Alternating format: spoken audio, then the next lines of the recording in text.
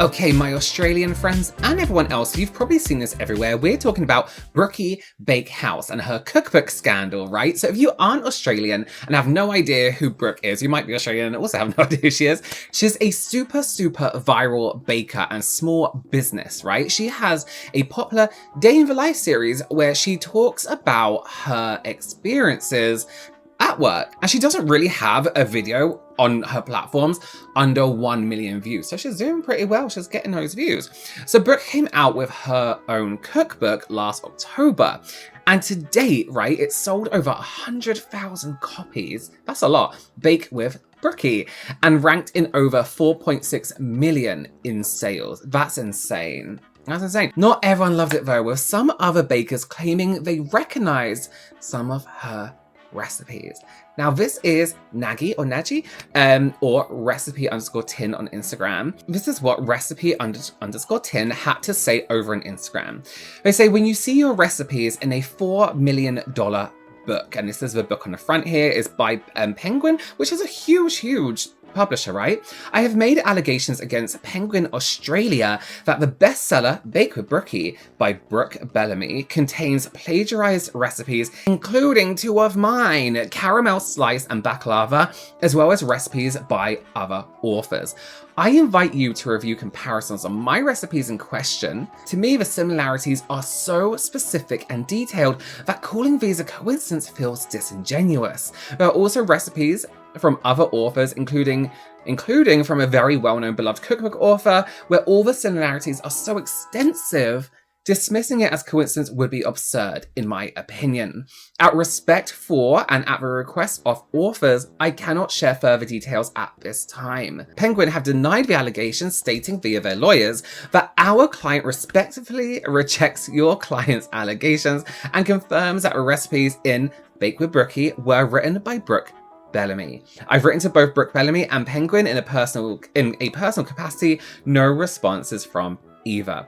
I put a huge amount of effort into my recipes and I share them on my website for anyone to use for free. To see them plagiarized, in my view, and using the book for profit without credit doesn't just feel unfair, it feels like a blatant exploitation of my work.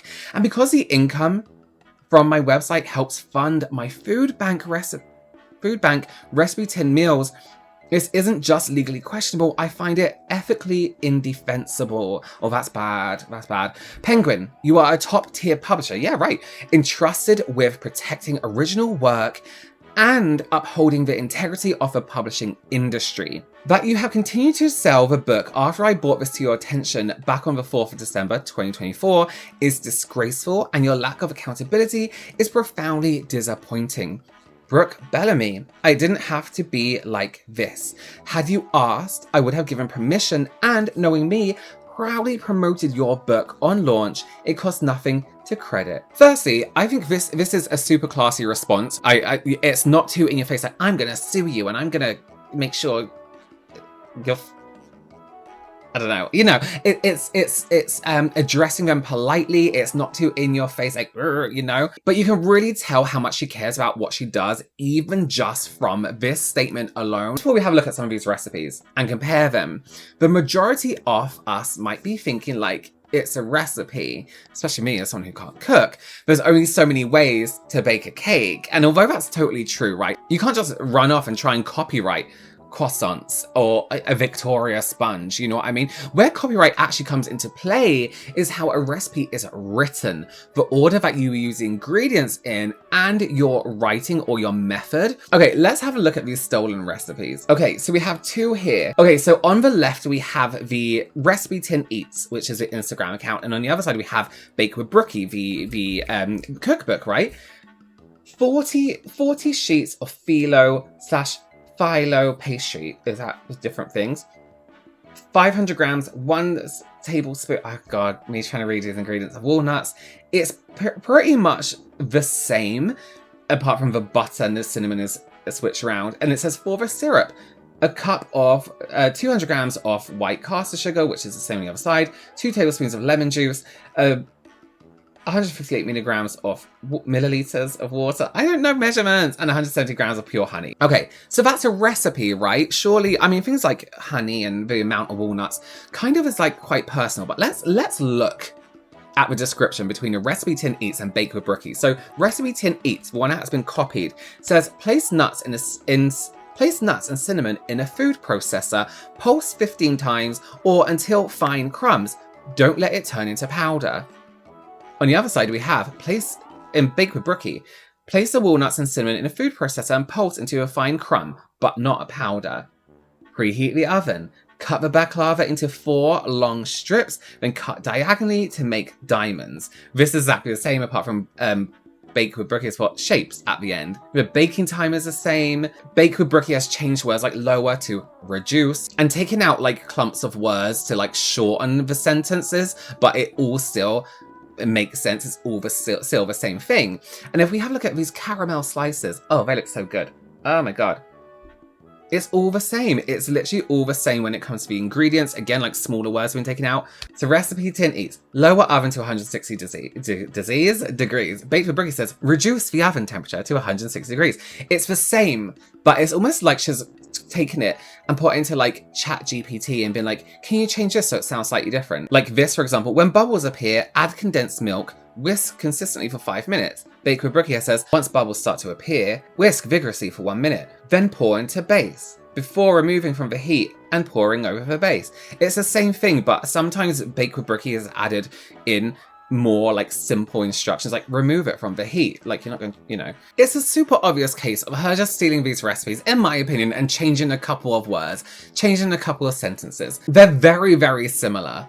And again, as somebody who doesn't cook, I don't know if these are usual ingredients for something, but Nagy wasn't the only creator that had inspired Brooke, apparently. So this is Sally's Bake blog, and she put up this story on Instagram after Nagy reached out to her and a handful of other creators to let them know their work might have been copied. Nagy, you know how much I admire and support you, and I'm so grateful you let me know months ago that one of my recipes, Best Vanilla Cake I've Ever Had, published by me in 2019, was also plagiarized in this book and also appears on the author's YouTube channel. Original recipe creators who put in the work to develop and test recipes deserve credit, especially in a best-selling cookbook. Yeah, absolutely. And we can actually see again the original recipe and then Brookie doing the same, putting it in the description box in one of her YouTube videos. And the fact that she's even called it the same name in this one, she hasn't even tried to hide it. This is a best vanilla cake recipe, ask anyone.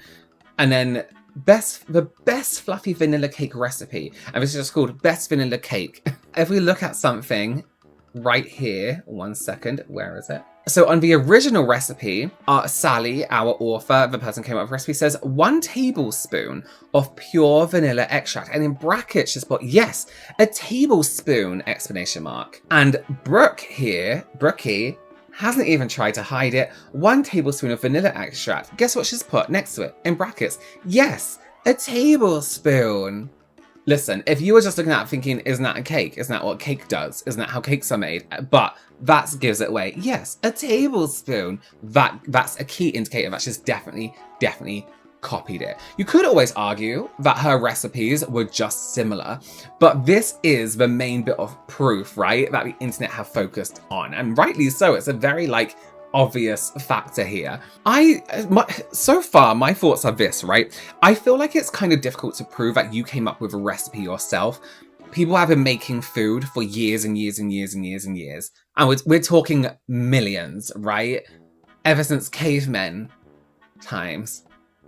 But so it's kind of difficult to be like, that was my recipe. Unless you've physically written it down somewhere first, like on the internet. So I think it can prove quite difficult, especially something for a cake that does contain some basic ingredients, unless you put something really special in, a family recipe or something like that. But the internet is totally convinced that she did it. She stole these recipes along with one of her ex-co-workers, right? This is what they had to say over on Reddit. Brooke Bellamy dropped as Girls Entrepreneur Program Ambassador after the RecipeTin Eats plagiarism allegations. So, Evening Locksmith 128 says, ex-employee here. She was scrambling to fill the cookbook with recipes as it was months overdue to be published. So she either one, got a ghostwriter that did a shit job of sourcing recipes. Yeah, absolutely. Two, Googled caramel slice recipes and copy and pasted the first thing that came up. Never seen her with any recipe notes, writing anything down, but always saw her on Google, YouTube, copying down recipes. Not taking inspiration, literally copying down word for word. Additionally, Brooke told a previous head pastry chef to just look for recipes and pick the best ones with the best reviews when she was writing her cookbook. All current and previous staff are hoping this exposes the bottom of the barrel person she really is. Honestly, have never met anyone who doesn't deserve their platform as much as her. Wow, that's a really intense, like, she doesn't deserve, that's intense. She posted that along with a lot more, we'll get into that in just a second. All of this went down. Who gets a publishing deal before having the recipes? Maybe it's an influencer thing, right? It seems insane. It's kind of like, okay, let's see these recipes. Or maybe they're just like, you know what? Yeah, she can cook. She has an audience. It will sell. So between the lazy statements, right, that from Brooke, let's have a look at that first. She says here over on Instagram stories, this is always a telltale sign. Put it on your main feed because it's not going to disappear. If you put it on your stories, you know that's disappearing in 24 hours. In light of recent allegations made against me for plagiarism, 2 of her recipes in my cookbook, Bake with Brookie, Caramel Slice of Baklava, I would like to provide the below statement. I did not plagiarize any recipes in my book, which consists of 100 recipes I have created over many years since falling in love with baking as a child and growing up baking with my mum in our home kitchen. In 2016, I opened my first bakery. I've been creating my recipes and selling them commercially since October 2016, as shown in the next slide, and as was communicated at the first point of contact I received on March 2020, RecipeTin. Why did she spell it like that? Have I been reading it wrong this whole time? Why did she spell it like oh wait, that literally says RecipeTin. I'm dyslexic, sorry. RecipeTin Eats published a recipe for caramel slice. It uses the same ingredients as my recipe, which I have been making and selling since 4 years prior. I immediately offered to remove both recipes from future reprints to prevent further aggravation, which was communicated to Nagy and swiftly through discussions. I have great respect for Nagy and what she has done in recent years for cooks, content creators, and cookbooks in Australia, especially as a fellow female entrepreneur. Recipe development in today's world is enveloped in inspiration from other cooks, cookbook authors, food bloggers, and content creators. This willingness to share recipes and build on what has come before is what I love so much about baking and sharing recipes, the community that surrounds it. I stand by my love for baking, my recipes, and the joy this book has brought so many home bakers around the world, eager to try recreating my recipes from inside their homes. See this bit here. Recipe development in today's world is enveloped in inspiration from other cooks. Let me just say something, right? You could have, if you were being inspired by other chefs, other bakers, think about it, right? This cookbook, you can break it down a little bit, have another section in it. Recipes I love from other creators, recipes I love from other bakers, a page dedicated to this baker. RecipeTin Eats, for example. Use a name, your favorite recipe from this person, why you love it, give them a fee, give them a flat fee for that part, you know? Because if you're selling millions of these, they might go and follow this person. Think about it. If you couldn't fill up your book, there are ways to do it that didn't involve stealing from someone, including other people, and also lifting up their platform. If you are inspired by these people, share that inspiration with others. Stupid. And she kind of like subtly pulled those recipes out of books without really telling anyone other than putting on her stories here. So unless you've seen this story, you're not going to be aware that those recipes are going to be missing in a reprint. So the controversy kicked up a lot of attention, as they do. And it seems like her recipes aren't the only questionable thing about her brand. We're about to look at some screenshots from different subreddits from allegedly, there's only so much you can trust Reddit, remember, her past employees. And some of the claims being made are absolutely crazy. to say the least. So let's have a little look. Okay, so let's see what her ex-employees have to say about her. Brooke alters all employee timesheets before payroll is submitted.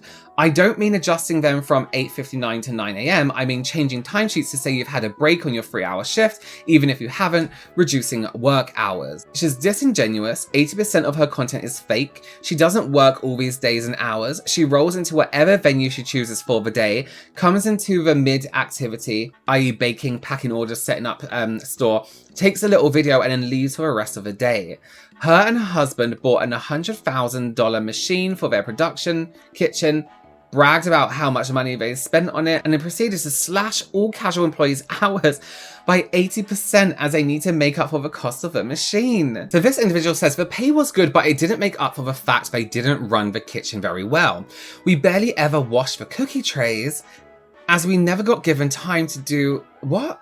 As we never got given time to, and quite often, no nut cookies were baked on trays nut cookies were baked on. So they're saying, okay, so 1 second, hygiene, first of all, in a kitchen. And I've worked in a kitchen, so I know how important hygiene is. And I also know how important allergies are. Nut cookies, that's life or death. That's crazy to not take that seriously. The floor was incredibly slippery at all times, and mopping got skipped at times too. Disgusting. Brooke was pretty mean. I tried to give her the benefit of the doubt at first, as she had just had a baby, but she would get mad at me over the contradicting instructions she and her husband gave me, and always wanted people to stay back for a couple of hours after their shift because they had poor time management and nothing had been cleaned. There are so many things that happen, not only to me, but also other people who worked there. I could go on for ages if you want to know anything else. My coworker and I kept a list of things she would do, say, so here are a few. Underpaid her staff. I'm just going to touch on the bullet points here. We were told we weren't allowed to talk or go to the bathroom during busy periods. She once threatened to fire an employee because she asked for a day off because her babysitter called in sick. She would make us work so hard to get orders out and give us no time to clean. Hygiene was disgusting. Huge fly problem. One even laid eggs in the cookie that got given to a customer. That is disgusting. Orders were shipped at 3 or 4 p.m, so we would start at 6 a.m. and weren't allowed to take breaks until the Australian post would come at 3 to 4 p.m. That's 9 hours with no break. Complete disregard for the way she talks to employees. She once called an employee unkempt. One worker complained of back pain because she was put on an industrial-sized mixer for 10 hours, and Brooke said it's not my fault they can't do their job properly. That's disgusting. Someone says she'll fire you, but you won't know you're fired. Instead, you'll wonder why you haven't received a shift in the last 4 weeks, and when you ask why you haven't been rostered on, you'll be notified you've been let go. And they say the same things. We weren't allowed to use the bathroom. One of the team had to sit outside in the rain because Brooke didn't want her near her in the back area.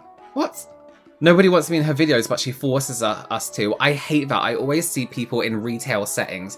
It's like, what's the store? Like, H&M. The poor hygiene thing is disgusting. You work in a kitchen and you don't wash the trays. Contamination everywhere. The nuts and no nuts. That is literally putting someone's life in danger. That is so insane.